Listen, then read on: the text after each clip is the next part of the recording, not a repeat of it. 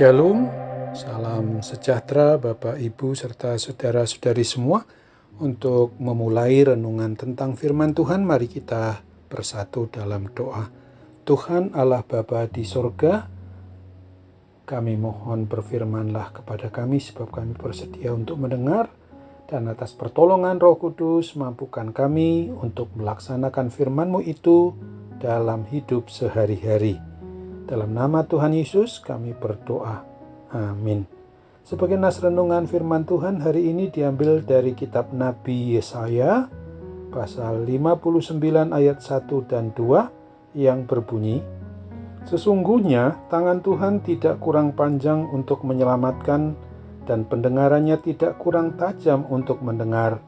Tetapi yang merupakan pemisah antara kamu dan Allahmu ialah segala kejahatanmu, dan yang membuat dia menyembunyikan diri terhadap kamu sehingga ia tidak mendengar ialah segala dosamu." Sebagai tema yang diangkat dari nas renungan kita adalah Tuhan Yesus Kristus selalu siap menolong dan menjawab doa permohonan umat-Nya. Janji yang sesuai dengan kebenaran firman Tuhan Allah Bapa kita sejak perjanjian lama hingga kepada kehidupan kita sekarang ini, yang dituliskan di dalam kitab Nabi Yesaya 59 ayatnya yang pertama ini sungguh sangat indah. Kapan saja dan di mana saja Tuhan pasti mendengar doa permohonan kita, dan Tuhan pasti berkenan menolong apapun permasalahan ataupun pergumulan hidup kita ini. Yang menjadi kunci atau syarat utama adalah bahwa kita umat manusia sebagai ciptaan milik-Nya adalah supaya kita mau memberlakukan hidup ini menuruti kehendak yang sesuai dengan kebenaran firman Tuhan, dan secara total hidup kita harus mau berserah hanya kepada-Nya. Firman Tuhan Yesus Kristus telah menjanjikan kepada kita di dalam Yohanes 15 ayat 7, "Jikalau kamu tinggal di dalam Aku dan firman-Ku tinggal di dalam kamu, mintalah apa saja yang kamu kehendaki, maka kamu akan menerimanya." Akan tetapi haruslah juga diingat bahwa pada kitab Nabi Yesaya 59 ayat 2, bahwa Tuhan Allah mengingatkan kita semua umat-Nya agar kita jangan mau tetap tinggal di dalam dosa dan kesalahan kita tanpa mau bertobat. Sebab apabila kita tetap tinggal dalam dosa dan segala kesalahan kita itu, maka dosa tersebut yang akan menutup aliran berkat-berkat Tuhan Allah Bapa pencipta dan pemelihara kita itu. Dan bahkan Tuhan Allah Bapa kita itu akan dengan sengaja tidak mau mendengar doa permohonan kita semua.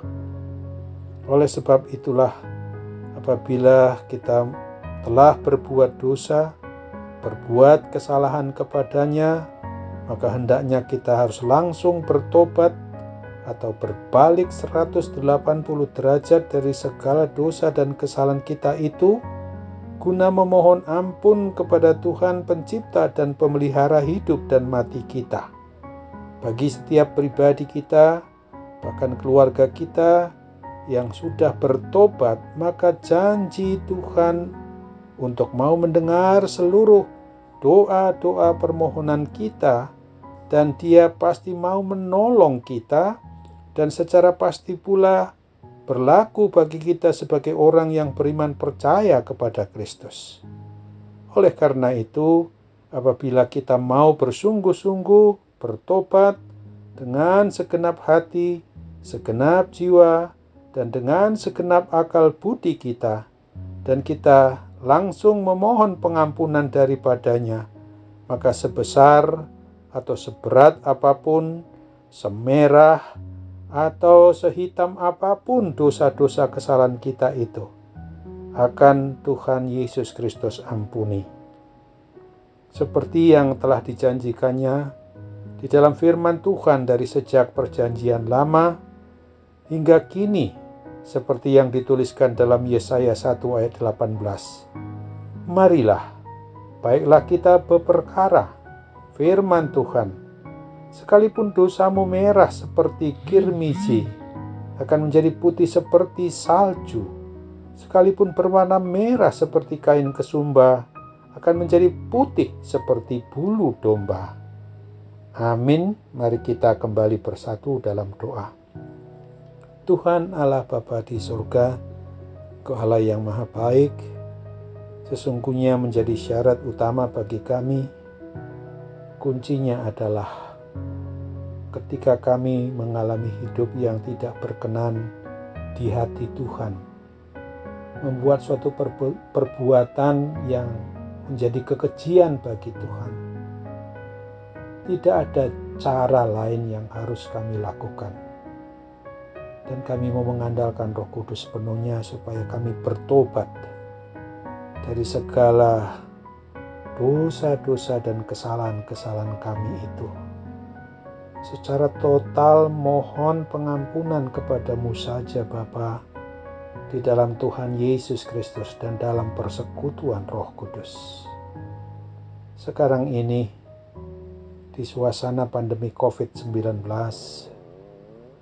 yang masih saja kami rasakan sangat mengganggu kehidupan kami, dan kami memang sudah Tuhan janjikan supaya jangan merasa khawatir, cemas, takut secara berlebihan. Karena Tuhan yang menciptakan dan memiliki kami ini sungguh jauh lebih kuat. Engkau maha kuasa terhadap segala kuasa sakit penyakit apapun. Maka dengan pengampunanmu akan selalu diikuti dengan pemulihan dan kesembuhan yang dari kuasa kasih pertolongan Tuhan itu. Dalam nama Tuhan Yesus kami mau berdoa dan mengucap syukur dengan sepenuh hati ini kepadamu. Amin.